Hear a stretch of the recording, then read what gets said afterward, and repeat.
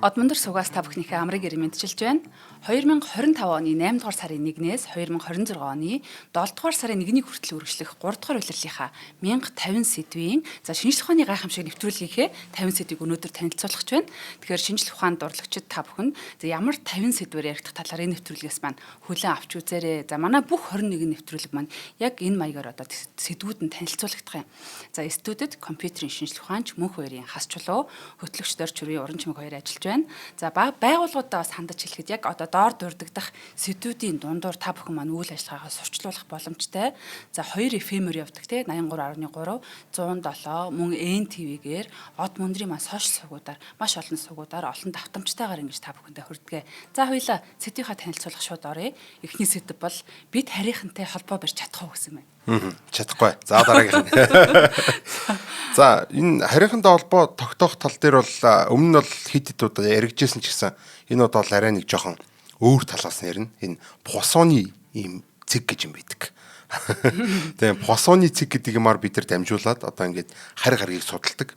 Одоо ингээд харь гаргийн одоо бид нар ч нөө экзопланет буюу өөр одон дээрх өөр наран дээрх гаригуудыг бол тий нарнаасаа өөр одон дээрх тэр гаригуудыг ингээд судалдаг. Тэрэн дээр амьдрал байна уугүй юу гэж харахаас гадна тэндээс бас юм сигнал ирж ийн үгүй юу гэдгийг бас судалдаг. Судлахтаа одоо тухайн одны нагуур тухайн гариг нь хэртгэхэд угаал хоёр гариг ингээд хоорондоо хэртэж тарахад тэрэн дээр их посооны цэг гээд яг маш юм тод сигнал ирэх тийм боломж өрддөг байхгүй юу. Одоо нэгээс нэг гариг тэр чигт нь телескоп болгож ашиглаад тэгээд тэр сигнал унших гэдэг юм гэсэн. Хэрвээ ухаантай тийм амьтад байх юм бол ухаантай одоо төрлөختөн байх юм бол яг тэр боломжийг ашиглаад ингээд сигналуудыг явуулж ертөнцлөө цацах хэрэгтэй. Тэгээд тэрийг нь бид нэг уншиж ийм арга байдаг. Энэ аргаар бид тэр харийнхныг одоо олж чадах уу, харийнхантай холбоо ярьж чадах уу гэдэг талаар ярилцах болно. Байж боломгүй сонирхолтой байна. За дараагийн сэдв болохоор метро хэрхэн ажилдаг вэ гэдэг ч. За энэ бол нэрнээсээ угаасаа ойлгомжтой байгаа тийм метро шүү дээ тийм ээ. За тэгээ газар доогоор явдаг байна уу, дээгүүр нь явдаг байна уу, subway байна уу, газар доогоорх нь одоо тийм юу нэ нөө гэд тэр талаар ингээд ярина. Нэлээд сонирхолтой сэдв байна байх гэж бодож байна. За дээрэс нь дараагийнх нь болохоор сүүдрийн голд тусах гэрэл тэр юу яасан бэ? Тэр бид харийнхантай холбоо өрж чадах уу гэдэг чинь арай өөр сэдв байсан юм шүү. Сүүдрийн голд тусах гэрэл посооны цэг гэдэг ийм юу байгаа. Сэдв байгаа. Ерөнхийдөө болохоор сүүдрт нуугцсан харийнхан гэдэг яг түрүүний нөгөө посооны цэгийн тухай иймэрхүү юм байж байгаа. Ер нь бид нар одоо тэр нэг саний гариг хэртгэхээр энэ бид нар сигнал явуулж чадах уу, дохио явуулж чадах уу, хооронд харилцаа холбоо тогтоож чадах уу гэсэн л юм. Ер нь чинь айгүй хол юм од үйж яхаар тэр одноос чи ирж байгаа сигнал бол бид нар тэр одоо бараг ирж чадахгүй байхгүй. Заавал дунд нь бид нар тасар том юм лазер шиг ч юм уу, альсгүй юм том төхөөрөмж хэрэгтэй. Ийм гариг шиг том юм дуран одоо юу гэдэг нөө антен хэрэгтэй гэсэн үг шүү дээ. Тэгвэл тэр гаригийн л өөрийг нь антен алга ашиглаж байгаа нэг ийм зүйл байна. Тэр бид харийнхантай холбоо өрж чадах уу гэдэг нь л илүүтэй одоо нөө юу талаасаа байж байгаа. Одоо тэр харийнхантай одоо бид тэр хил нэвтрэлцэх үгүй юу гэдэг талаасаа тийм иймэрхүү зүйл хийж байгаа. За дараагийн сэдв л оръё. За агуу Ньютоны өөрийгөө болшилсан алдаа гэж байгаа. За энэ их сонирхолтой. Ньютоны онол бол олон зуун жилийн турш гэж ноёлсон байж идэг. Тэр цэм одоо тэр Ньютоны хамаг ертөнцийн таталцлын хууль гэдэг байдаг. За айлсгүй одоо нөө 3 хууль мойл гэдэг шүү дээ. Механикийн 3 хууль, Ньютоны 1-р хууль, 2-р хууль, 3-р хууль гэдэг байдаг. За энэ бүхнээс нь одоо ингээд тухайн Ньютоны одоо гаргаж ирж байгаа хамгийн үндсэн санаа бол одоо энэ тий цаг хугацаа орон зайн тухай нэг юм үнэмлэхүү юу альсвал харьцангуй юу гэдэг юм асуултууд байж байгаа. Бүр ингээд Галилеогоос хойш ингээд харьцангуй гэдэг ойлголт бол ингээд нэлээд яригадад явж исэн. Бүх зүйл бол харьцангуй, бүх хурд бол харьцангуй, юу үнэмлэхүү вэ, юу одоо харьцангуй вэ гэдэг талаар өөр өөртөө философиудыг дэвшүүлдэг байсан. За тэгвэл Ньютон бол өөрийнхөө одоо тэр орон зай цаг хугацаа гэдэг бол өөр өөртөө тусдаа юм юу зүйл юм аа. Одоо ингээд те абсолют зүйл. Нэг өсөндөө ингээд материас тусдаа нэг юм юу оршиж яадаг. Цаг хугацаа гэдэг юм оршиж яадаг. Орон зай гэдэг юм оршиж яадаг. Тусдаа ингээд байж яадаг юм үнэмлэхүү зүйлүүд. Гэхдээ энэ дотор хөдөлж байгаа бүх зүйлүүд бүгдээр хоорондоо харьцангуй гэдэг. Ерөнхийдөө энэ хоёр хоорондоо бол харьцангуй гэсэн иймэрхүү аргументыг гаргаж ирсэн байж байгаа. Одоо ерөнхийдөө өөрийнх нь одоо байгалийн философи нагаад байна шүү дээ, тэ. Байгалыг үзэх үзлэгийн философи, орон зай цаг хугацаа юу гэж үзэж чинь гэдэг. За тэгвэл энийг нь бол Эрнест Мах гэдэг хүн бол үгүй юм аа. Наад чинь бол философи явуулдаг. Эрнест Мах бол өөрөө одоо физикч хүн биш, философч хүн байхгүй юу. Тэгээ философийн талаас тэрийг нь харж агаад наа чинь бол буруу байна гэдгийг нь одоо ингэж юу басан гаргаж ирсэн байж байгаа. Ньютоны алдааг нь олж илрүүлсэн гэсэн үг. За энэ дээр нь тулгуурлаад манай Эйнштейн цааш нь ингээ хөгжүүлээд орон зай цаг хугацаа хоёр бол эн чинь тус тустай бол харьцангуй юм. Нийлчгээрээ үнэлэхүү болдог гэдэг юм орон зай цаг хугацаа space time гэдэг юм гаргаж ирсэн. За нэг иймэрхүү философийн шинжтэй ер нь бол ийм байгалийн философийн үндсэн суурь философийг одоо ярина гэсэн үг. За тэгээд цаашаа дараагийн сэдвлээ харъя. За Эйнштейний харьцангуй онолдох цоорхоо гэж байна. За түрүүн бол Ньютоны алдаа байсан тий. Одоо бол энэ удаа бол Эйнштейний алдааг ярина. За тэгэхээр одоо яах нь анх нөө Галилей гарч ирэл нэг юм онол гаргасан чинь Ньютон тэрийг нь алдааг нь болол тий. Тэгээ бас ингээл засаал. Тэгээд ингээд шинэ онол болчихж байгаа байхгүй. За яг тэрнтэй адилхан Эйнштейн гарч ирэхдээ болохоор тэр Ньютоны онолыг алдагдсаж ингэж одоо харьцангуй онол тэрэж гарч ирсэн. Тэ яг адилхан Эйнштейний онолд гэсэн нэг юм сонирхолтой цорхоо байгаа. Маш сонирхолтой юм цорхоо. За тэрийг болохоор ерөнхийдөө гэрлийн эфир гэж ярилдаг. Анх бол одоо харьцангуй онд гарахын өмнө бол энэ гэрлийн хурдыг хэмжиж үзээд гэрлийн хурд хаан ч гэсэн тогтмол байгаа гэдэг гайхаад хүмүүс тэгээд энэ ер нь байнга тогтмол байх ёстой зүйл юм уу? Эсвэл юу гэдэг те нөө юу яаж байгаа энэ тогтмол байгаад байгаа нь яг юутай холбоотой байна? Тэр орон зай цаг хугацаатай холбоотой байна уу? Юу одоо цаг хугацаа удаашрж юу яаж байна те одоо ингээ хурцсаж байна. За альсгүй орон зай ингэж сунж агшиж байна гэдэг иймэрхүү сонь юмнуудтай ингэж холбож ерөнхийдөө бол юу байсан байж байгаа. Одоо ингээд харьцангуй онолыг гаргаж ирсэн байж байгаа. Гэтэл тухайн гэрлийн эфирийг бол Эйнштейн бол зарим нь бол гэрлийн эфир байсан ч байгаагүй чинь харьцангуй онол ажилдаг байхаараар хийя гэдэг ингэсэн байж байгаа. Гэтэл үнийн эрэхтэй тухайн үед байсан том мундаг эрдэмтэн Лоренц гээд гих мэтчлээ одоо том мундаг эрдэмтэн бол юм эфир бол байж болно гэдгийг илэрхийлсэн байж байгаа. Одоогийн байдлаар бол ихэнх эрдэмтэд бол эфир байхгүй гэж үзсэн байж байгаа.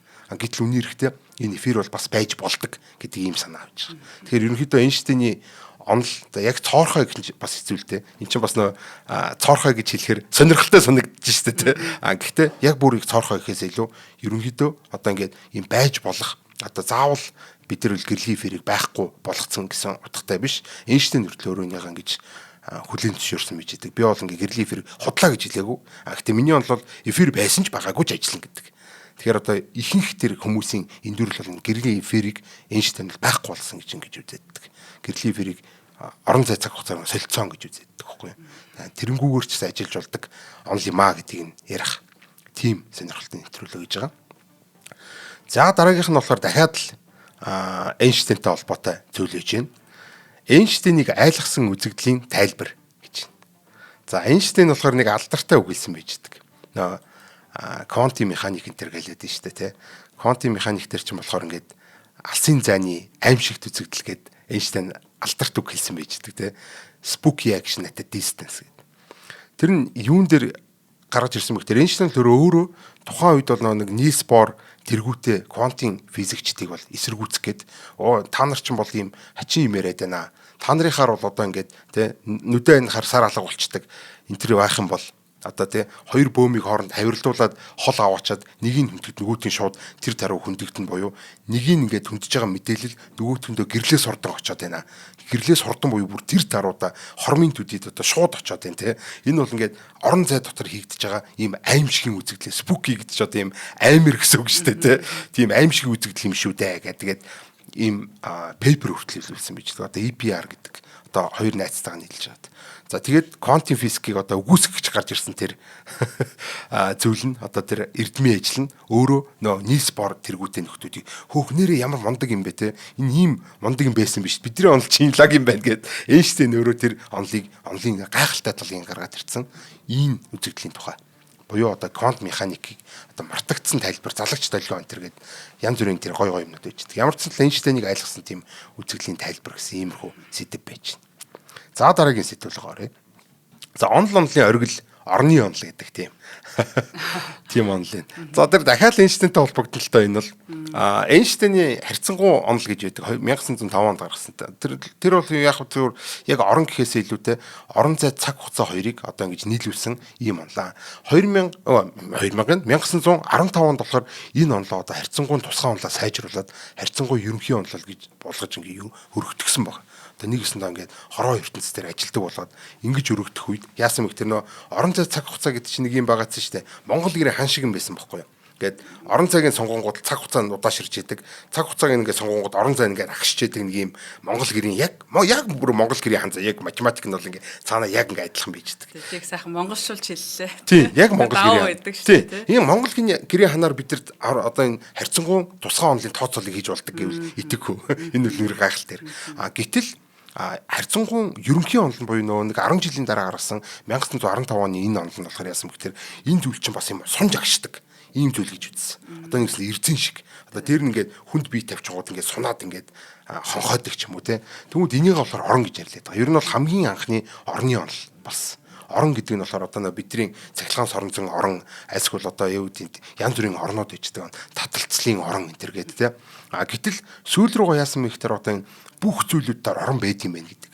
Тэ? Эхлээд бол ингээд цахилгаан соронзон орон гарч ирсэн. За тэгвэл дараа нь дахиад юу гарч ирсэн гэхээр энэ орон зай цаг хугацааны орон одоо таталцлын орон гэх юм уу те. Ингэж гарч ирээ. За тэгээд бидний игэл бөөм одоо юм жижиг сажиг юм бөөмүүд одоо электрон юу гэдэг энэ тэр бүхэл бөөмүүд зориулсан тус тустай орон байд юм байна гэдэг. Ийм орнуудын харилцан үйлчлэлээр ингээд юусоо энэ физикчин тодорхойлогдчих юм байна гэдэг. Тэгэхээр бүх зүйлийг оронжуулъя гэдэг иймэрхүү санаа гарч ирж байгаа гэсэн. Даавуужуулъя л гэсэн үг үстэй тийм. Өө тийм. Даавуул гэсэн үг тийм. За тэгэхээр энэ орны онол гэдэг бол ер нь одоо бүх зүйлийг нэгтгэх хамгийн одоо ирээдүйтэй явж байгаа юм онол юм. Онол гэж байна. Тэгэхээр онол онолын оргил орны онол гэж байгаа. За энэ ор хэмжилттэй холбоотой бол биш байх нь.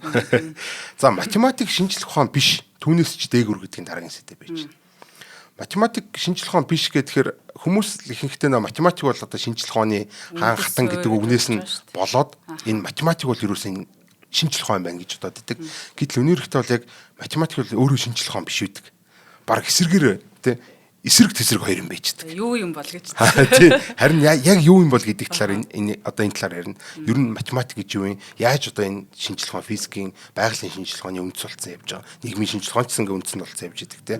Гэтэл одоо илүүтэй байгалийн шинжлэх ухаан бол статистик талаас нь гэж үздэг бол энэ статистик гэдэг чинь өөрөө бас юм математикт орох юм уу шинжлэх ухаанд орох юм уу гэдэг айгүй тийм сонин ачаач юм болон ингэ явчихдаг.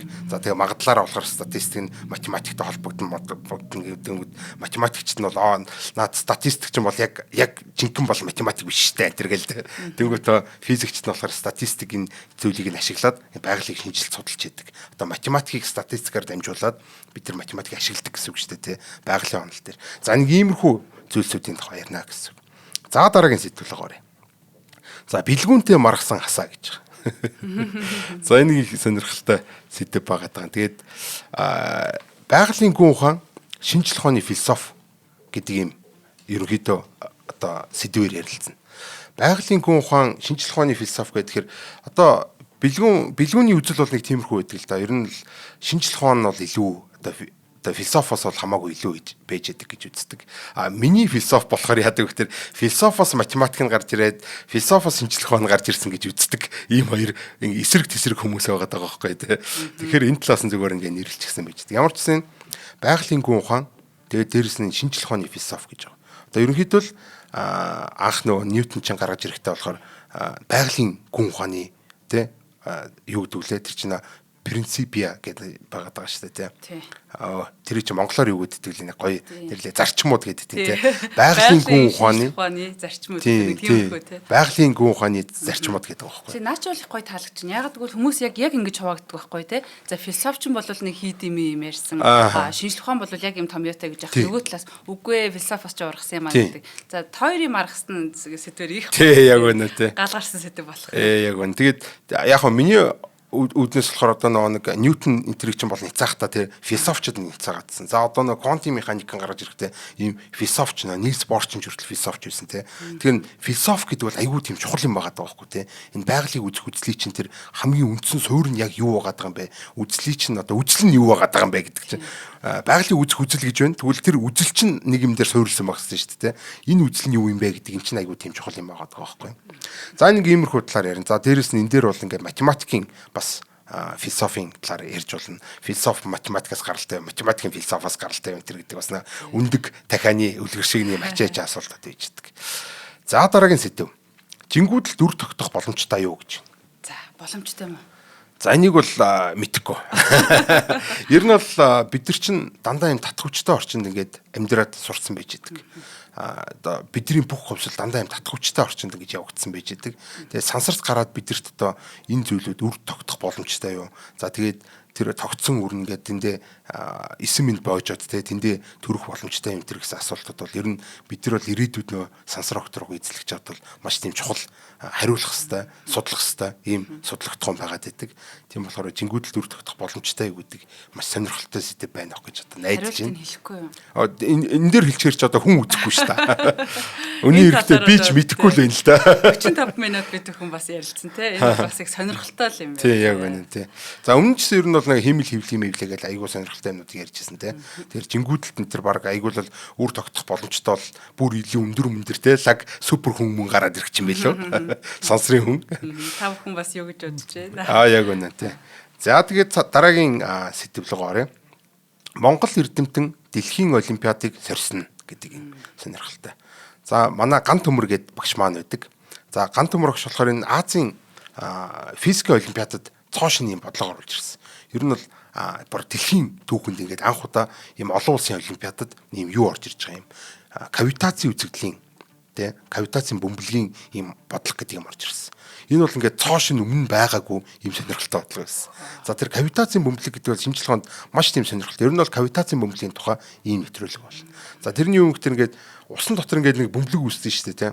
Одоо ингээд ерөнхийдөө усмас буцалгад юм бөмбөлөг үүсэж байгаа үстэй. Яг тэрнтэй утсыг маш хүчтэй ингээд цохиж мөхөхөр ч юм уу те. Ийм кавитацийн санийх шиг юм вакуум бөмбөлгнүүд үүсдэг байхгүй усан дотор. Тийм түүхий усан тайлангуй харагдаад. Оо тий одоо тэр одоо нөө юу хийж байгаа нөө шомбог чонгоцны синс мисний араас ингээд асар хүчтэй юм бөмбөлгнүүд үүсэж явж байдаг. За тэр бөмбөлгнүүд яадаг вэ гэхээр эргэж хомогдохдоо тэнд бүр ингээд гэрэл мэрэл гаргадаг заяа. Тэр гэрэл нь бүр айгүй тийм сонирхолтой үзэгдэл одоо физик үзэгдэл. Дээрэс нь тэр маш хүчтэйгээр эргүүлээ тэр төмөрлөг гоо гэж одоо тесрэлт өгдөг гэсэн.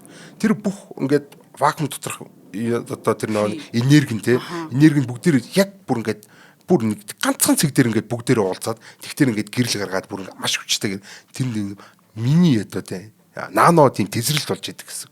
Энэ тесрэлт нь өөрөө ингээд тэр нөө онгоцныхаа одоо юуны юу гэдэг чинь одоо турбаач байсан болно. Ингээл турбаагаар маш хүчтэй урс урсж хагаад эргүүлээ гэж бодоход яг тэн дээр нь бас тийм гравитацийн хөөснүүд үүсэж тэгээ эргэж байгаа хэсэг дээр. Тэгээ тэр бөмбөлөг чи эргэж хагарахтаа гэх юм уу те эргэж хомигдахтаа тэр төмөрлөгөө ингээд юу гэдэг байхгүй юу? Одоо ингээд цохилт өгөөд тэр төмрөө идэд идэх гэсэн. Тэг ингээд цорчдөг. Зайлсгүй тэр синсэн ингээд идэгдээд ингээд тасраа унцдаг энэ төр гээд. Тэр жижигхэн бөмбөлгнүүд төмрийг ингээд илсний ширхэх шиг илсээр угаад. Зэврүүлэх юм байна те. Тийм одоо зэврүүлэх. Нүдэд идэв биш. Тийм нүдэд идэг гэсэн үг те. Ийм сонирхолтой. Жоохон гайхчихлаа.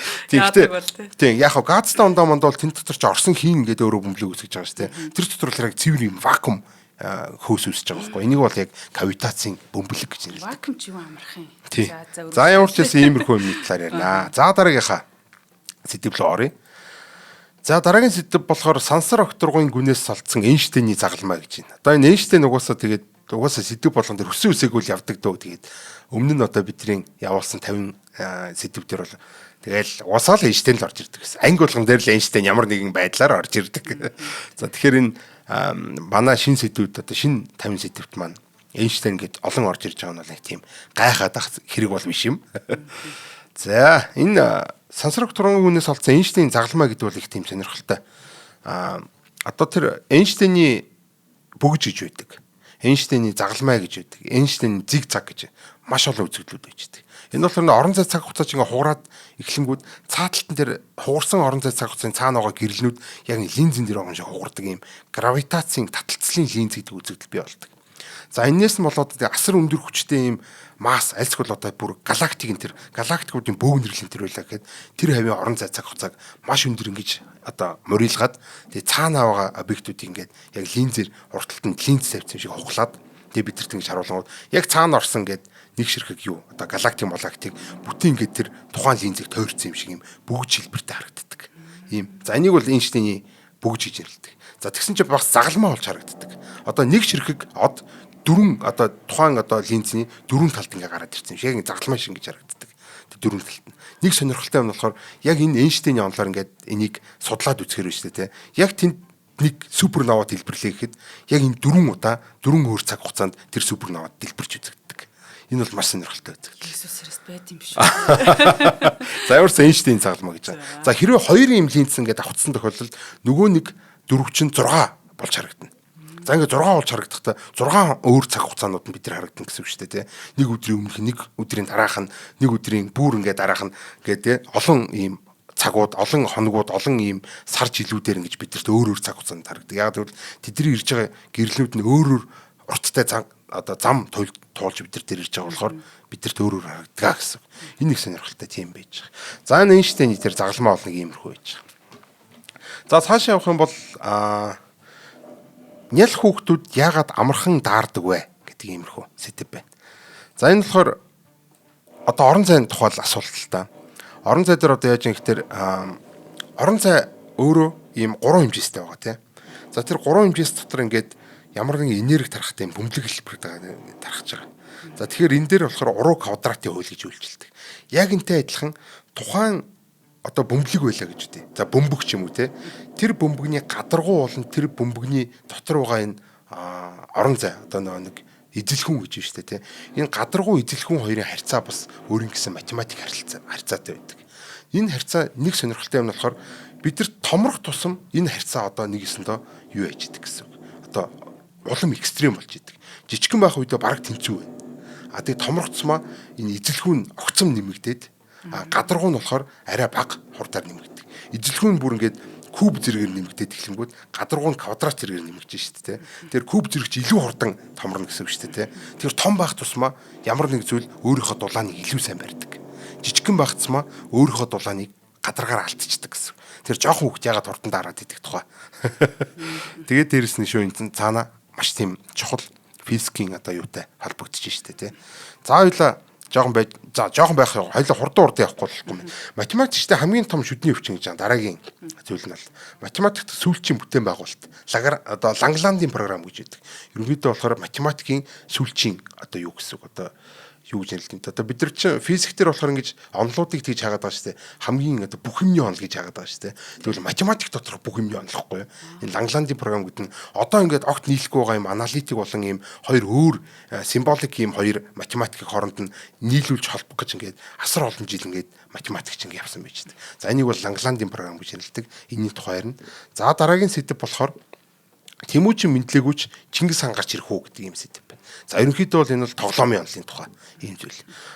Бид нар бол ингээд Тэмүүжин Чингис хаан гэл ингээд ярьж байгаа те Тэмүүжин байж Чингис хаан байж байгаа. Эсвэл одоо Исүгэ байж энэ тэр ингээд одоо тэр талаас нь ярьж байгаа бол энийг эсрэг талаас нь буюу одоо ингээд тоглоомын онолоос нь. Угаасаа одоо Тэмүүжин байхгүйсэн чи өөр нэг нь Чингис хаан болох байсан уу? Тэр үед одоо тухайн үед заавал одоо тэр Чингис хааны үеийнх биш л те. Ерөнхийдөө жишээ болгож ингэж ярьж байгаа шүү дээ, тэ. Тоглоомын онол гэдэг бол цаанаасаа бас ингээд өөрөө зохион байгуулагдаад ингээд явж идэг иймэрхүү сонирхолтой математикийн зүйл гэж байгаа. Ерөнхийдөө хамгийн байж болох одоо тэ одоо ямар зам гэх юм те. Одоо боломжит оптимал зам гэж агуун нэрлээд байгаа. Оновчтой зам гэсэн үг те. Хамгийн оновчтой зам бол математикаараа нэг л үйдэг. Тэгээ тэрүүгээр болоо тий тэрэнд нэг хүн төрнөө байна уу юусэн хамаа авахгүй тэрүүгээр л ингэ явж идэг нэг юм онол байгаа байхгүй. Тий. За энэ дараагийнх нь болохоор ертөнц цагирган боо хэлбэртэй юу гэдэг нэг юм. Үгүй ээ би хариулчих. Дундаа нөхдөд дугуй дүрсний гайхамшиг гэдэг. Одоо ерөнхийдөө тоор гэж дүрс байдаг. Одоо цагирган боо хэлбэртэй дүрсэл гэсэн үг шүү дээ тий. Энэ цагирган боо гэдэг хэлбэр дүрс ер нь юу нэг ашигладаг. Ягаад математик физик дээр ийм сонирхож ингэж авч үзээд идэг гэдэг талаар нэг гарч ирчих гээд идэг дүрс болтой юм байна. Өө тий яг үнэн тий. За дараагийнх нь болохоор хос нөхний маш хачиргалтай дуршил гэж байгаа. За энэ мэдээж одоо гарчигнаас шинжлэх ухаан сонирхдаг хүмүүс бол гарчигнаасаа баг тодорхой хос нөхөхээр мэдэндээ тий квант механикийн дээрийн талаар за дээрэс нь өшөө нэг анх гэрэл мэрэл яаж одоо бид тэр долгион гэдгийг баталж байсан. Ер нь хос нөхөн дээр хийж байгаа туршилтууд цаашаа одоо тэр холограм гэж юу юм бэ гэдэг талаар сонирхолтой юм байж байгаа. За дараагийн сэдв бол бурхны хөглсөн ертөнц гэж. Бурхны хөглсөн. Манай ертөнц бол ерөөсөө яг л ингээд бурхан хөглсөн юм шиг ийм хөгжим шиг ийм ертөнц үйждэг. Ерөнхийдөө бол манай ертөнцийн дээр байдаг бүх одоо энэ тогтмол тоонууд одоо жишээлбэл пи гэж байдаг, е гэж байдагтай адилхан математик тийм тогтмол тоонд байгаа гэдэг шүү дээ. Яг тэрнтэй адилхан гэрлийн урд гэж байдаг. Одоо нэг Планкийн одоо тогтмол гэж байгаа тий. 9 бусын маш олон төрлийн ийм тогтмолууд манай ертөнцийг бүтээсэн байдаг. Тэр тогтмол тоо болгон маш ийм нарийн ийм иррационал юутай. Одоо тоо одоо юу гэдэг вүлээ? Value-тай. Тийм. Утгатай байгаад байдаг. Энэ яагаад ийм сонио утгатай байгаа юм бэ? Тэгээ хин энийг хөглөсөн юм бэ гэдэг талаар ярина гэсэн. За дэлхийд данстай Монгол математикч Шараа Мянгат гэдэг. За энэ бол одоо Өвөр Монголын газар нутаг дээр байсан. Одоо Ньютоноос өмнөх бол Ньютон гэж баг Азийн Ньютон гэж явахаар. Гэтэ Ньютон бол одоо ингээд ерөнхийдөө бүх энэ бодлогоонуудыг боддог төвшөнд ингээд маш сайн онол гаргаж ирж чадсан бол яг тэрнээс өмнө одоо Ньютонээс өмнө бодлого болгон зориулж тэр бодлогоодыг боддог байсан буюу цуваанууд гэж байдаг. Энэ цуваанууд одоо тригонометрийн цуваануудаар бид тэр ингээд ямар ч бодлогыг задлаад нийлүүлээд ингээд бодчихдээ юм аргууд байсан гэсэн. Ньютоноос өмнө л интеграл дифференциалыг хийгээд байжсэн ийм агуу математикч байж байгаа. Стайлдаршуулмаар тий. Оо яг үнэн тий. За дараагийнх нь болохоор хиймэл оюуны эцэг гэж Джон фон Нойман. Джон фон Нойман бол бас айгүй алдартай одоо цөмийн бомб хийж хагаад оролцсон. За дээрээс нь компьютерийг хийж хагаад оролцсон. Хиймэл оюуны анхны загварыг хийсэн гэдэг бүх юм оролцсон ийм мундаг хүн байж байгаа. Айгүй мундаг математикч, айгүй мундаг хүн байж байгаа. За энэ хиймэл оюуны эцэг Джон фон Нойман. За дараагийнх нь хүн бол физикч анагаахын Нобелийн шагнал авсан гэж. Физикч анагаахын Нобелийн шагнал авсан гэдэг нь сонирхолтой. Тэгээ ягаад энэ физикч юм биш анагаахт Нобелийн шагнал авчаа гэж бас бодох иймэрхүү зүйл хийж байгаа. Ирээдүг өөрчлөх Нобелийн шагнал технологи квантын цэг гэдэг нэг юм. Саяхан л Нобелийн шагнал авсан юм байж байгаа. Ерөнхийдөө тухайн жил бол физикчид ч гэсэн ингээд тий Нобелийн шагнал аваад дээрэс нь одоо ингээд тий ер нь л физикчдээр Нобелийн шагналыг хур бороо боосон гэсэн үг тий. Химийн салбарт эрүүл мэндийн салбарт нөртөл ингээд физикчд ингээд Нобелийн шагнал өгсөн юм. Тэгээ квантын цэг бол үнэхээр бүр гайхалтай юм технологи байж байгаа. Тэр ер нь квантын цэгний тухай ярина гэсэн үг. За дараагийн сэдв бол шинэ математик зохиосон Ньютон. За нөгөө нэг интеграл дифференциалыг ярьж байна. Ер нь өөрчлөлтийн шинжлэх ухаан гэж яддаг. Өөрчлөлтийн шинжлэх одоо ямар нэгэн зүйл ингээ өөрчлөгдөж ховсож байгаа зүйл их юм бол тэрийг өөрчлөлтийг нь одоо шинжилдэг тийм аргыг одоо өөрөө зохиосон калкулус интеграл дифференциал тоолол гэдэг одоо монголчууд ярьдаг. За иймэрхүү зүйлийг бол ярина. Энэ бол ингээд бидний 10 жил байхдаа ч ер нь үзчихэдэг. Ерөнхийдөө инженерийн байна уу, эсвэл эдийн засгийн санхүүгийн байна уу, сургууль ингээ орохоор математик болгон дээр л ингээд үзчихэдэг. Интеграл дифференциал айгүй тийм чухал юм багаж үйж байгаа. Энэ багажийн тухай. За дараагийнх нь болохоор Гитлерийг хакерцсан Алан Тьюринг. За Алан Тьюрингийн тухай ярих нь. За дайсны нууцыг тайлаад дайныг зогсоосон нууц. Энигма, бомба энтрийн тухай ярих нь шүү дээ, тий. За одоо тиймэрхүү гоё сонирхолтой сэдв байх нь байна. За тэрний дараа бол толин доторх зэрэгцээ ертөнц гэдэг юм сэдв. Толин доторх зэрэгцээ ертөнц. Тэр одоо юу толин доторх ертөнц? Яхаар толин дотор ертөнц гэж хэлдэг. Толин доторх миний тусгал бас тэндээ амьдраад байгаа юм шиг шүү дээ. Тийм нэг тиймэрхүү. Физикийн хуулийг эвдсэн тийм толин доторх ертөнц гэж байгаа. Одоо ер нь бол тэр толин доторх ертөнц чи өөрөө байдгийн уу байхгүй юм гэж бидний физикийн хуулийг тэр чигт нь эвдсэн. CPT тэгш юм альсгүй нэг кино Нолан кино үздэг бол хин гэж яаж байгаа. Tenet гэдэг кино энэтэй холбоотой байж байгаа. За хоёлаа жоохон байжгаад үргэлжлүүлье.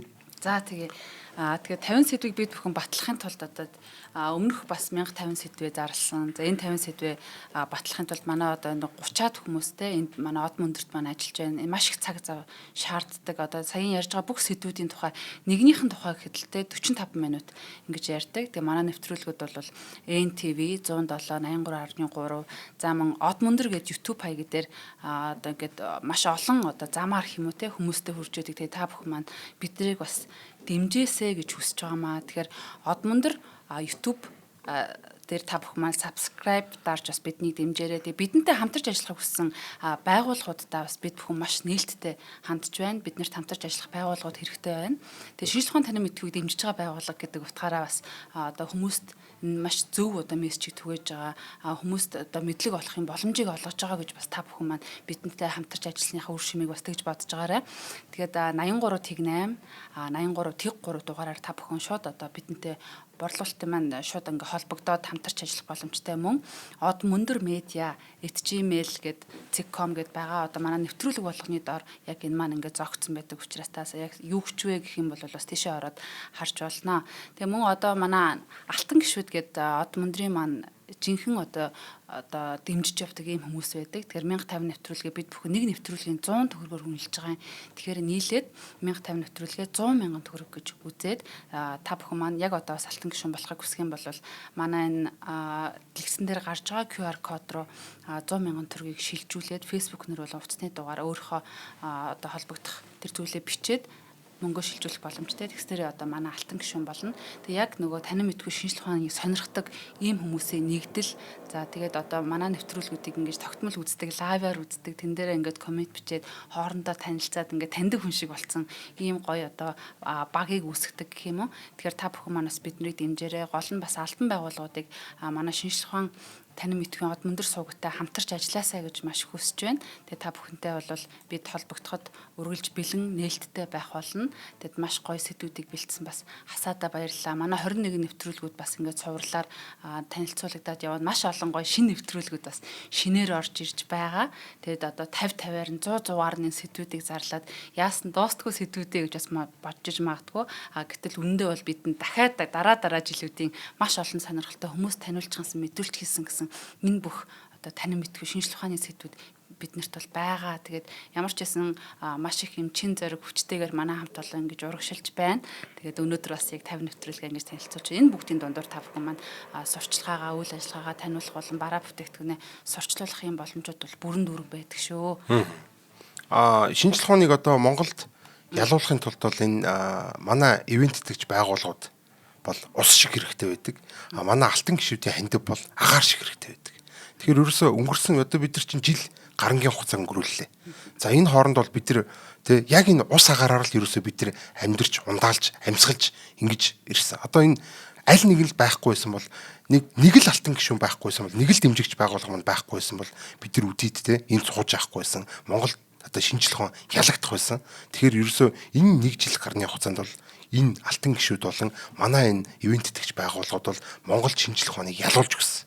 Бид нар дахиад нэг жилийг дахиад 1050 хөтөлбөр яг энэ 50 хөтөлбөр шиг дахиад 1050 ширхэг ийм хөтөлбөрүүд ээж байгаа. Бүгдээр ингэ үзээд манай алтан гişүүд ч гэсэн энэ бүх нэвтрүүлгүүдийг бүгдээр энэ жилийн турш ингээл лайваар үзэж болно.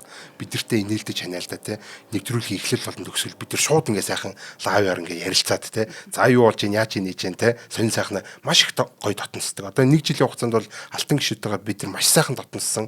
За тэгээ дээрээс нь өшөө зөндөө олон сонирхолтой юм хийсэн. Гадагшаа аялсан За тэгээ дээрээс нь өшөө тэр нэг жилийн ойг бид тэр нэжгэр тэмдэглэлээ үнэхээр гайхалтай байлаа тийм энэ одоо алтан гişүүдийн хүрээнд одоо орж ирж Монголыг одоо Монгол шинжлэх ухааныг ялуулахын төлөө ингэж нэгтцгээгээрээ за дээрээс нь одоо манай ивент итгэж байгууллагад бол энэ мэтлээ одоо ингээд нэвтрүүлэг болгоны дундуур бид хоёр одоо энэ өөрсдөө байгаа нэвтрүүлгийг рекламж байгаа шиг та нарын бүтээгдэхүүнийг бол ингээд энэ мэтлэн нэвтрүүлгийн дундуур ингээд рекламд за энэ нэвтрүүлгүүд бол дээрээс нь зөвхөн одоо YouTube дээр ингэж тавигдаад ерөнхийдөө бол чи YouTube дээр тавигдаад чи үрд үзэгдэх байхгүй хүмүүс ингээ үзээл байна хизээч гэсэн үзээл байж 60 жил үзсэн шүү дээ. Тэгээд тухайн үед бол NTV болон радиогоор ингэж бас шууд ингээ цацагдана. Энэ бол ингээ давтагдаал үзэгдэх. Тийм давтагдаал үзэгдээд энэ шүн ингээ давтагдана хагас сайн бүтэн санд нь яадаг байсан тэр бүх л газар давтагдана. За бидний нэвтрүүлгүүд ингээд гарсаар үуч нь бид нар дахиад одоо ингээд бүтэн жилийг илүү одоо Монголд шинжлэх ухааныг дахин ялуулахын тулд бол та бүхний тусламж дэмжлэг болно. Дахиад ус шиг, дахиад агаар шиг хэрэгтэй болохоор та бүхэн биднийг одоо дэмжээрэй. Монгол улсынхаа шинжлэх ухааныг дэмжээрэй. Бидэртээ нэгдээрэй гэж одоо бас урья. За баярлаа. За одоо ингээд цаашаа өргөлжлүүлье. Тэгээс болсон эрдэмтдийн дуусшгүй маргаан гэж байгаа. Ерөнхийдөө болохоор тэг тоо мөн үү гэдэг тийм сэдв. тэг бол тоо муу юм уу биш юм уу гэдэг хүмүүс маргалддаг. Айлсгүй 10 жил тоо биш гэж заачаад оюутан болохоор мөнгө заагаад айгүй ядаргаатай байдаг байхгүй тий. Тэгэхээр энэ бол өөрөө бол яг эрдэмтдийг тэр цэм одоо математикчдыг бол ингэж хагаралдуулж идэг тий. Ямар нэгэн тоог тэг туваачаар хэд гарах вэ? 3 хариу гардаг тий. Профессор болгон өөр өөртөөр хариулдаг тий. Тэгж гарч болно, нутаг 30 гарч болно, хязгааргүйч гарч болно гэдэг юм хачаач юм яриад байдаг байхгүй тий. За энэ талаар хэдүүлээ ярьцсан. За дараагийн сэдв нь болохоор ховсгал хийсэн хоосон лонх гэж. Энийг хажин нэртэй. За ерөнхийдөө вакуум лампны тухай ярина. За вакуум ламп. За тэр вакуум ламп гарч ирснээр болохоор технологи ямар хөвслээрсэн. Одоо жишээлбэл энэ радио, компьютер гэх мэт зүйлүүд бол энэ ерөөсөө вакуум лампнаас эхэлтэй байж байгаа. Тийм. Вакуум ламп, вакуум дотор одоо тог яаж дамжин гэдгийг судлаад явж исэн чинь цаашаа ийм гайхалтай мундаг технологийн одоо үндэслэлд ингэ явсан юм гайхалтай. За. Радио мэддэг задлахаар дотор нэг жижигхэн ламп шиг байдаг тэр юм уу? Тэр л байх. Гэтэ одоо бол ер нь бидний энэ цаг хугацаанд бол байхгүй. Нилээн дээрүүд ингэ байдаг гэсэн. Бүх компьютерууд юм лампан тий. Одоо бидний хамгийн сайн мэддэг бол бөкстэй дэлгэц байхгүй тий. Өнгөт дэлгэцэн тэр чинь аргалтай юм том бөкстэй байдаг гэсэн шүү дээ. Хөнгөр тий. Амар том юм лагсан байдаг. Тэр чинь өөрөө вакуум ламп байхгүй. Телевизэр хүртэл байсан биз дээ. За дараагийн сэдв болохоор бурхны хурууны хээ гэдэг юм ачин сэдв байна. За санаанд оромгүй газраас олдох гайхал төрүүлэм зүй тогтол ZIP-ийн хууль гэж байдаг. За энэ ZIP гэдэг бол ийм хачирхалтай хууль л да бас ер нь бүх зүйлээс ингэж гарч ирдэг. Бидний эргэн тойронд байгаа бүх зүйл. Одоо би жишээлбэл нэг газар ингээд сууж байгаад ингээд гэрлнүүдийг харъя гэж бодъё л да тий. Эргэн тойронд дах гэрлнүүд. Тэгвэл зарим тод байгаа, зарим бүдэг байгаа тий. Тэгэхээр тэндээс ингээд ерөнхийдөө нэлээд өндөр магадaltaгаар нэг гэрэл хамгийн тод байдаг. Тэгээд арай дараагийнх нь гэрэл нь болохоор 2 дахин одоо баг сул одоо юу гэх юм бүдэг байдаг. 3 дахь гэрэл нь болохоор 3 дахин, 4 дахь гэрэл нь 4 дахин, 5 дахь гэрэл нь 5 дахин гэдэг ийм сони ийм зүй тогтол гарч ирдэг. За ямар нэгэн номын сангаас бүх үгнүүдийн тоолох юм бол хамгийн ихний юм үг байлаа гэж бодъё л да тий. Тэгвэл 2 дахь ордог үг нь 2 дахин баг, 3 дахь ордог үг нь 3 дахин баг, 4 дахь ордог үг нь 4 дахин баг гэдэг ингээд ийм хачаач юмнууд байдаг байхгүй тий. Стаа хачин тий. Тэгээ ерөөсөө энэ хаасайгүй ингээ гарч ирж байгаа. Тэгээ магадлал статистик гасаа болд юм юунаас болд юм мэдгүй. Энэ бол ингээд бүр үнэхээр яг бурхан зүгээр ингээд те ертөнцийг бүтээсэн гэдэг ингээ хорооны хийгээ болоод үлдээсэн юм шиг. Миний зүгээр сууж байгаа газараас, миний ажиллаж байгаа газараас хүртэл бүх юмнууд тэгж харагдана гэж аюу тийм ачиргалтай хэрэг байхгүй. За энэ ийм хачин хуулийн тухай ярин ZIP-ийн хууль гэж байдаг. За дараагийн сэдв болохоор та соронзон гэрэлцдгээ мэдхүү гэж. Тийм үү? Тийм. Бид нар бол ингээ одоо эргэн тойронд ийм соронц тавиад эргүүлчихэр бид нар гэрэлцдэг. Энийг бол бид нар юугаар сайн мэддэг вэ гэхээр MRI гэдэг төхөөрөмж байдаг. Тэ эд эрхтнүүдийг соронзонгоор өдөөгөө тийм гэрэлтүүлдэг юм технологи байна. За яг хөө тэр нүдэнд харвас ингээл бид нар ингээл гэрэлтэл ингэхгүй л тэ сайн ажигладаг төхөөрөмжүүдээр тэндээс цацарж байгаа гэрлүүдийг бид нар бүртгэж авснараа MRI гэдэг төхөөрөмж ажиллаж байдаг.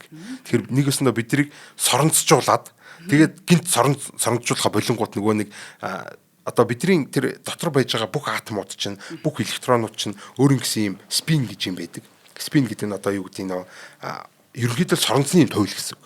Тэгвэл бид нэг ингээд эргэн тойронд соронз эргүүлчихээр нэг тал руу ингээд тойл ширцгаадаг. Гэтэ тэр соронзонгийн хүч байхгүй болчвол хүчээр ингээд бүгд бие биенээс өөрөөр одоо соронзон туйлтай болдог байхгүй юу? Ямар өвгөн бэ тий. Тий. Ярамчсан бидний одоо бол бид нар ингээд тэнхлэг санаанд ороод. Тий. Бид нар ингээд юм төмөрд ойрцохоор ингээд юу байхгүйгээс татахгүйгээс тий. Тэр чинь ингээд бидний бүх ингээд соронзон туйлууд атомууд чинь бүгдээрээ нэг соронзох юм бол тэд нар чинь бүгд өөр тийш харцсан байгаа болохоор бид нар соронзлогдоогүй юм шиг санагдаад байгаа байхгүй. Гэтэл соронзон орон ингээд бүр соронзон дотор ингээд оруулаад ингээд эргүүлчихээр яах вэ гэхээр бидний бүх тэр атомууд чинь нэг зүг рүү хараад ингээд явж байна. За тэр соронзог салангууд тэд нар бүгд өөр тийшээ харна. За эндээс гэрэл гардаг. За энэ гарч ирсэн гэрлийг бид нар харснараа тэр MRI гэдэг төхөөрөмж бол бидний доторхыг ингээ хардаг байна шүү дээ. За ийм ачин сонирхолтой технологийн тухай ярина. За дараагийн сэдв. Одод эмх сэгцтэй юу гэдэг ийм сэдв байна.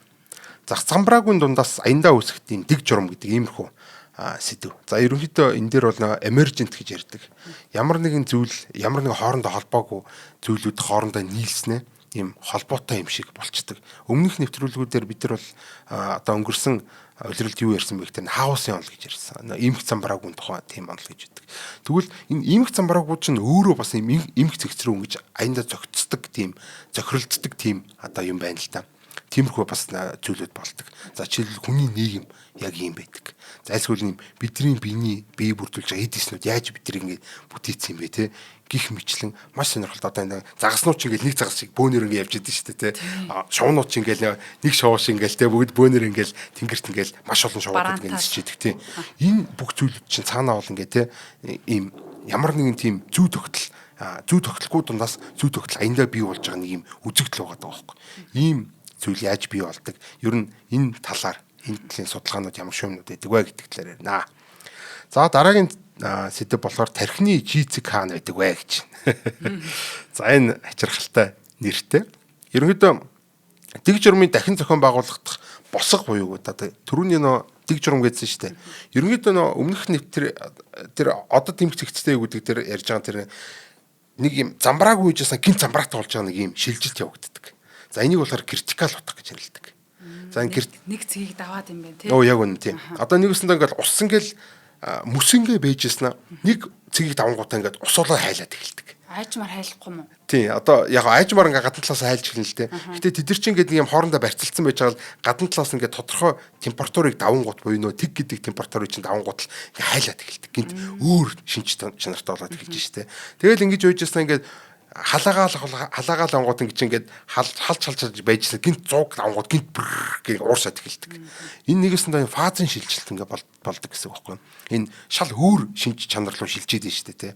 Энэ шилж байгаа цэг болгоныг бид тэр критикал цэг буюу одоо энэ нэг давааг босго утга гэдэг тийм. Энэ босго утга энэ тэр шинжилх физикт бол маш тийм чухал. Тэр цэцмүүд бидний тархинд аягүй чухал.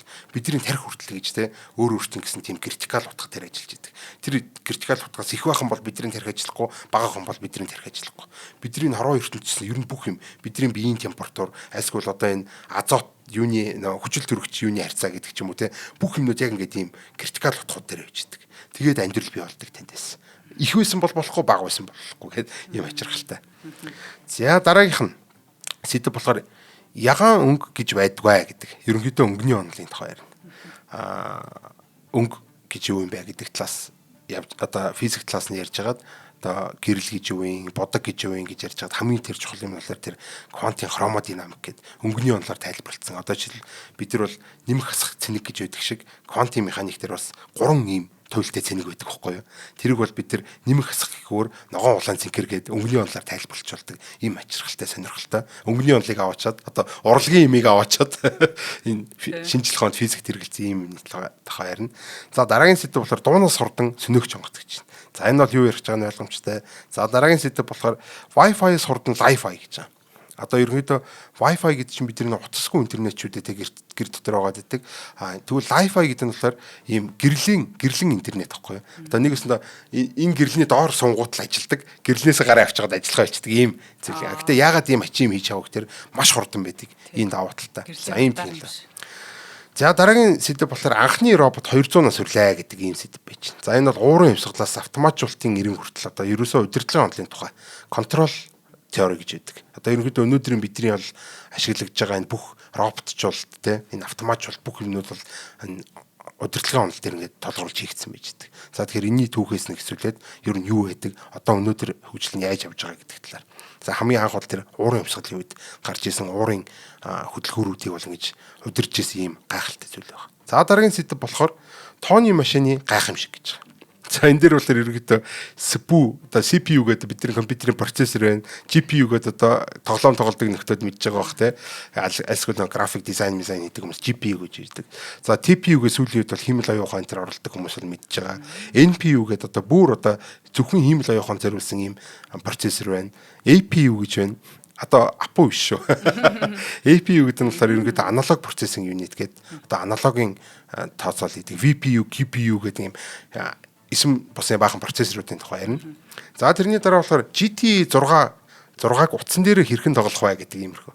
Энэ юуны тухай ярих гэдэг тэр бас GPU-ны тухай ярина. Гэхдээ өнөөдөр бид нар болохоор бидний компьютер юунаас бүтдэг вэ гэхээр CPU, RAM, hard энэ гэсэн юмнуудаас бүтдэг. Нэгэсэндээ одоо тий боловсруулах хэсэг, санах хэсэг, санах хоо хэсэг гэдэг ингээд иймэрхүү юм хоёр газраас дунд нь юм нарийнхан гүүр татсан. Тэр нарийнхан гүүрэн дээр маш их ачаал үүснээрээ хичнээн энэ хоёр нь том байгаад одоо тооцоолно гэж төдийлөн хийгддэггүй юм арга байдаг байхгүй. Иймэрхүү одоо ботлыг лонхны үзүүн дээр ингээд оёгдсон. Тэгээ бидний компьютер удаан ажиллаад байдаг гэсэн. Тэгвэл одоо бидний орчин үеийн гар утас компьютер бүгдээр GPU-тэй болсон, график процессортой болсон. Тэгвэл энэ график процессор дээр бид нар зөвхөн одоо тэр хиймэл оюуханаас гадна одоо юу лээ графикаас гадна хиймэл оюуханыг ажиллуулж болж байна. Бүр одоо янз бүрийн тооцоол хийж болдог байхгүй. Хэрвээ бүх тооцоолыг энэ дээр хийж чаддаг болчих юм бол бидэрт ийм санахоо юу хэрэггүй. Процессор гэж тустай авах хэрэггүй байхгүй. Энэ хоёрыг нийлүүлээд бүх юм GPU дээр хийдэг болгочвол бид нар ерөөсөө асар том ийм ботлыг open хийж байгаа байхгүй те. Энэ лонхны үзүүч ингээд мулталж гин гэсэн үг те. Ингээд тэр одоо хурд хүчиж ингээд суллагж гин гэсэн үг шүү дээ те. Ингээд бидний компьютер бол байж чадах тэр нэг потенциал хурдандаа хүрч чадна гэсэн. За энэ иймэрхүү зүйлийн тухай ярина. За энэний дараа болохоор Нобелийн шагналд мартамхай компьютер гэдэг юм. За хязгааргүй санах хойтой ч гэсэн яг хүн шиг тийм мартамхай ийм компьютерууд одоо сүүлийн үед гарч ирж байгаа. Саяны нөө GPU компьютер энэ гэх юм бол иймэрхүү юм байж магадгүй. Хязгааргүй санах хойтой. Одоо бидэрт нэг дүүрчдэн штэ нэг компьютер маань дүүрчнэ мэдээлэл хуулаалангууд дүүрчдэг. Гэтэл бидний тархилуу мэдээлэл хийгээл байгаа хийгдээл байдэн штэ тий. Гэтэ бид нар санах нь жоохон муу байдаг. Хаарднууд бол яг л сандаг гэтэ дүүрчдэг. Тэгвэл энэ associative memory буюу яг хүний тархи шиг ажилдаг. Юм магадлалтай байдлаар ажилдаг. Тэнгүүтээ ингээд санаал байдаг. Дээрээс юм хуулаалахаар ингээд нэмэгдээл хуулагдаад байдаг. Гэтэ хуучны юмнуудаа нэг жоохон бүдэг бодог янз бүрийн алдаа мадагтайгаар сандаг ийм сонирхолтой санах хойны тухай ингэж ярина. За цаашаа хурдан явцгаая. За дараагийн сэдв бол хүн төрөлхтний сүүлчийн бүтээл нейроморфик чип гэж байгаа. Ер нь бол тархинаас сэдв авсан яг тархи шиг ажилдаг. Одоогийн бидний нөгөө нэг химэл оюуханууд ихэнхдээ pre-trained буюу урьдчилан сургагдсан байдаг байхгүй юу? Дахиж шинээр нэм сурдаггүй гэсэн үг. Тэгвэл энэ нейроморфик гэдэг нь яадаг вэ гэхээр цоо шинээр ингээд суралцж явдаг. Яг тархи шиг юм үйл ажиллагаатай. Одоо бидний ярьдгаар бол AGI гэдэг байгаа шүү дээ. Artificial General Intelligence гэдэг. Энэ зүйлийг бид хэрэгжүүлвэл neuromorphic chip гэдэг бол одоо ирээдүйд бол яг хиймэл оюуханы үндэс болохоор иймэрхүү зүйл байж байгаа. За дараагийн сэдэв бол дижитал технологийн сүүрэл гэж байна. За ерөнхийдөө аналог технологийн тухай ярина. Сайтар мартагдсан хуучин технологи дахин модонд орсон гэж байгаа. За энэ аналог компьютер буюу FPGA гэдэг байдаг. FPGA гэдэг сүүлийн үед бол одоо ингээд ямар нэгэн энгийн компьютерийн хийж удаан хийгээд байгаа тэр ажлуудыг алгоритмуудыг бол ингээд тусгай ийм аналог юу хийгээд одоо юу гэдэг алгоритм хийгээд тэргээр хит дахин урдан гэж ажиллуулж чаддаг иймэрхүү арга байж байна. За энэний дараагийн сэдэв бол санах хойг сансрын тооноос хамгаалсан гэдэг. Ерөнхийдөө манай компьютер одоо бидний өнөөдөр ашиглаж байгаа компьютер гар утасны энэ санах хоо гэдэг зүйл чинь бол өмнө нь огт боломжгүй зүйл байсан. Сансраас ингээл туяа урж ирэл битүүдийг флип хийгээл битүүдийн нэг байсан тэг болоод тэг байсан нэг болгоод ингээд исэн асуудлыг бол янз бүрийн гой аргаар буюу error correction humming code мод гэдэг иймэрхүү аргууд үйждэг. Нэгсэн дотор алдааг яаж зассан бэ? Бидний өнөөдөр одоо компьютерийн хэрэглээг хэрхэн боломжтой болгосон тухай иймэрхүү сэдэв байж байгаа. За энэний дараагийнх болохоор бас тийм компьютерийн алдаа засалтай холбоотой. Гэхдээ квантын компьютертэй холбоотой. Бурхны алдааг засдаг компьютер гэж. За боломжгүй байсан квантын компьютер ерөөсө боломжтой болсон. Өмнө нь болохоор энгийн классик компьютер ч боломжгүй байжснаа тэр алдаа засдаг алгоритм гарч ирээ боломжтой болцсонтой адилхан.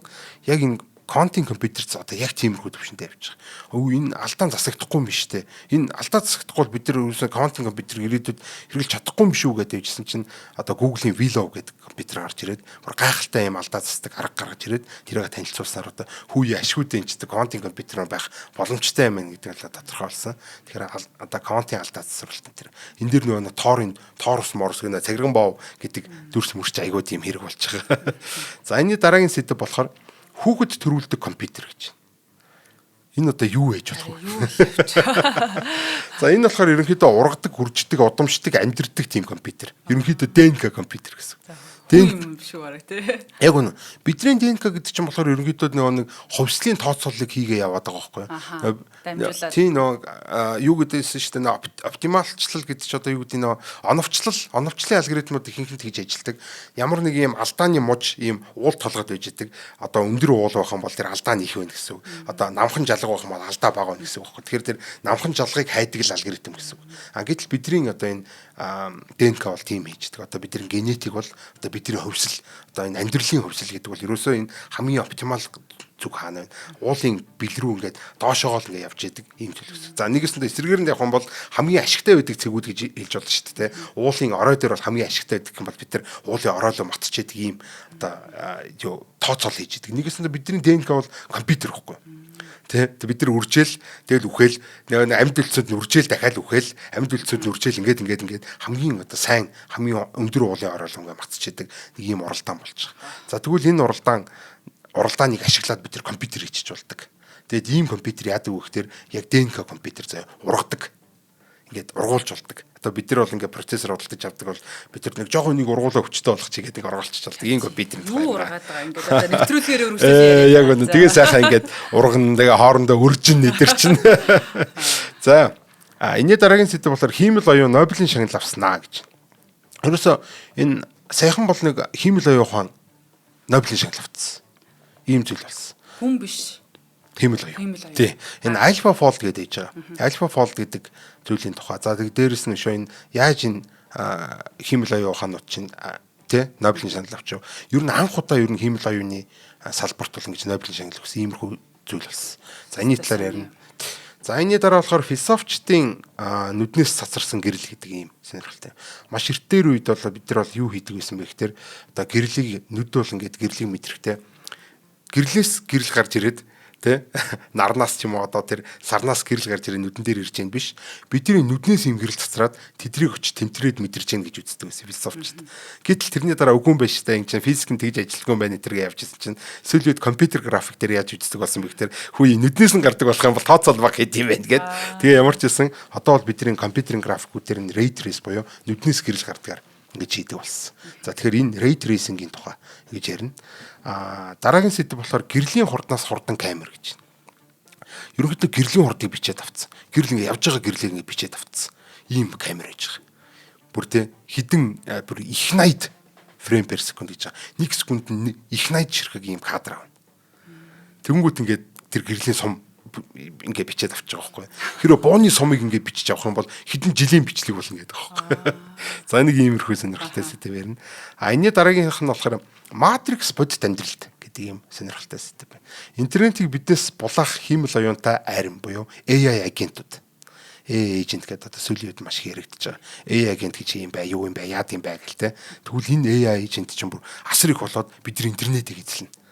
Тэгээд интернетийг эзлээ бид нар интернет рүү орохгүй болно. Ерөөхдөө бид нар интернетээс одоо AI agent-уудаас асуудаг болно гэсэн. AI agent одоо энэ нэвэн тэрний юу ингээд асуухаас шил бид нар интернетийг ашиглах байлна. Гоё юм шиг тийм. Тэ ер нь бол гоё.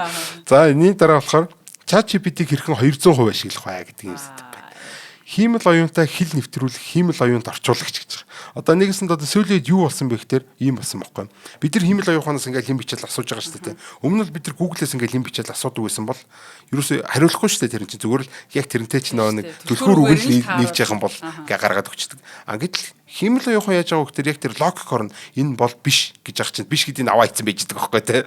Google биш бол ингээд гаргаад өг гэсэн чинь Google-үүдийг гаргаад өгдөг. Яг нь Google гэсэн шүү дээ. Тэнгүү хиймэл оюухан биш гэдгийг мэдж байгаа болохоор бишүүдийн ялгаж салгаад ч юм уу те ухаантай болцсон. Тэгвэл одоо өнөөдрийн бидний асуудал юу гэхээр хиймэл оюуханд ингээд ярих гад тэгэхээр хиймэл оюуханд юу гэж хэлвэл хиймэл оюухан илүү сайн ойлгохоо мэддэггүй. Нэгсэндээ нэг prompt гэж нэрлэдэг байхгүй. Prompt гэдэг нь болохоор хиймэл оюуханд өгж байгаа командыг хэлж байгаа. Одоо асууж байгаа асуултыг чинь хэлээд байна гэсэн. Тэгвэл юу гэж асуувал тухайн хиймэл оюухан илүү сайн хариулт өгөх вэ гэдэг дээр нь тусалдаг бас нэг хиймэл оюухан байна. Нэгсэндээ хиймэл оюуханд намайг хэлбэрчилж өгдөг ийм хиймэл оюухан байна гэсэн. За тэгээд ерөнхийдөө энийг бол бид нар юу гэж нэрлэдэг вэ гэхээр prompt engineering буюу бид нар хиймэл оюуханаас зөв асуултаа асууж чадах юм бол бид нар яг зөв хариултаа авч чаддаг. Энд нь тусалдаг ийм хиймэл оюуханы тухай буюу энэ prompt engineering-ийн тухай ярина. За дараагийн сэдв. Хиймэл оюун ухааны төгсгөл гэж. За энэ бол супер AI гэж байдаг. Одоо singularity enter гэж нэрлэдэг. Нэгэсэндээ бид нар ингээ хиймэл оюун ухаан за ингээл одоо ч нэг юм pre-trained гэж явж байгаа. За дараа нь AGI enter гэдэг нэг general intelligence болох юм байна нэ тэр агентууд enter гэл ингээл хачаа чи юм болол ингээ дээшээ яваадсан шүү дээ. Тэгвэл энэ дээшээ явж байгаа зүйл чинь ингээ явсаар байгаад singularity буюу ингээ экспоненцлаар дээшээ биднээс ингээ тасраад хязгааргүй л яваад.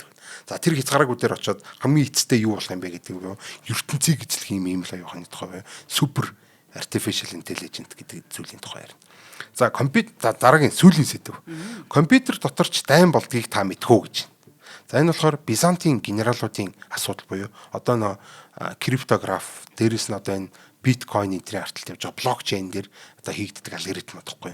Тэгээ дээр үеэс ингэж дээр үеийн Бизантийн генералуудын энэ нэг цамхыг олон талаас нь эзлэхдээ бид нэр хоорондоо яаж зөвшөлдсөв, яаж мэдээлэл нууцлах, яаж бие биендээ итгэлцэх гэдэг энэ маш том асуудлыг бол шийдэгдэхгүйс асуудлыг шийдснээр өнөөдөр бид нар бол биткойнтэй, блокчейнтэй болсон гэдэг энэ талаар ярина гэсэн. За ямар ч гэсэн бидний 1050 сэдвийн маань шинжлэх ухаантай холбоотой шинжлэх ухааны гайхамшиг гэсэн эрх хүлээлийн 50 сэдв маань иймэрхүү 50 сэдв байна. За ямар ч гэсэн энэ 50 сэдвт нэг зориулаад ийм гоё ингээд зураг дизайнтай оруулж өгсөн. Урнаадаа баярлаа. Энэ гарч ирсэн зурганд супер байгаа гэсэн. Дизайнер урнаа. Бэс юм аа гэж. За баярлалаа. За 50 сэдвээр танилцууллаа. Маш баяртай байна. Тэгээд манай байгууллагын одоо ажилчид бид яагаад од мөндөрт ажилтгаа маш сайн мэддэг. Яагаад гэвэл бид шинжлэх ухаан танин мэдхүйг түгээж им гэрэл түгэх им үн цэн бидний им зүрх сэтгэл байдаг учраас эндээ ажиллахад өдөр тутамдаа бид нэр айгүй гой сэтгэл өдрөг ингэж ажилтдаг юм аа. Тэгээд манайтай бас хамтран ажиллаж байгаа байгууллагч ихсэн адилхан яагаад гэвэл шинжлэх ухаан танин мэдхүйг одоо монголчуудаа ингэж түгээн дэлгэрүүлж байгаа ийм үйлсэд хувь нэмэр оруулж байгаа.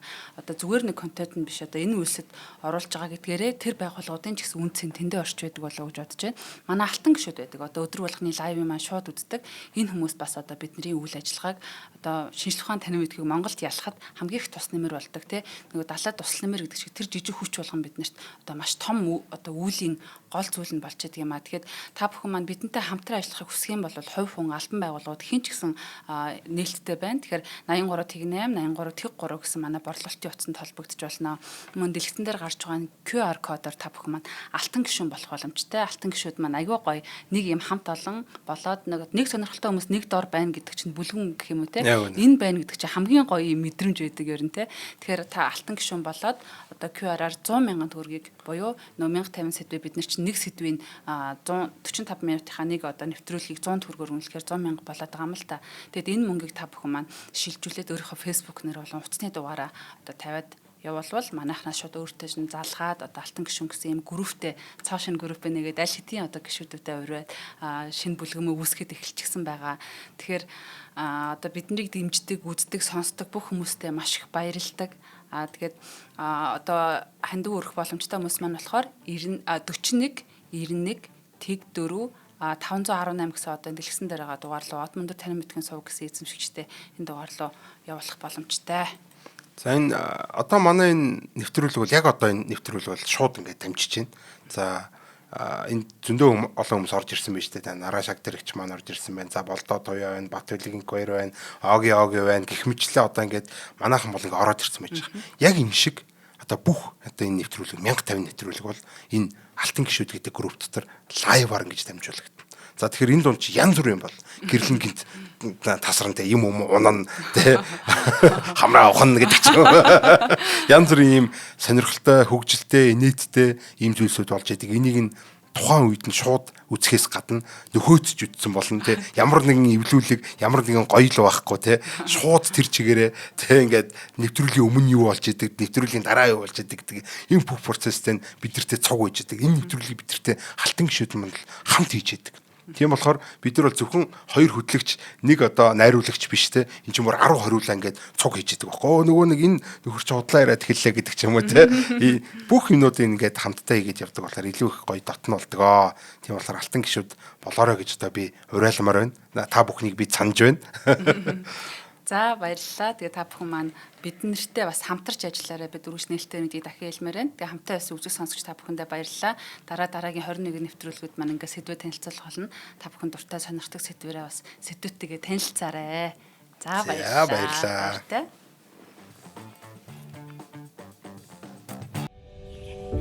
Нэвтрүүлгийг хүлээн авсан Нарны аймгийн монголчуудаа баярлалаа.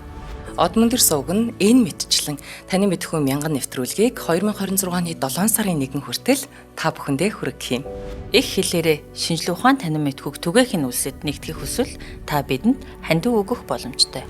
Та нэг нэвтрүүлгийг 100 төгрөгөөр буюу 1000 нэвтрүүлгийг 100 мянган төгрөгөөр үнэлээд биднийг дэмжээрэй. Жилдээ ганцхан удаа 100 мянган төгрөгөөр биднийг дэмжснээр шинжлэх ухаан танин мэдхүйг түгээх энэ үйл хэрэг амжилттай үргэлжлэх юм. Од мөндөр нэр дээрх Худалдаа хөгжлийн банкны данс байгаа. 4191 тэг 4518. Та 100,000 төгрөгөө шилжүүлэхдээ гүйлгээний утга дээр нь өөрийн нэр болон утасны дугаараа заавал бичээрэй. 100,000 төгрөг хандалснаар Од мөндөр сувгийн алтан гишүүн болох юм а. Шинжлэх ухаан, танин мэдхгүй Монголд ялах болтугай.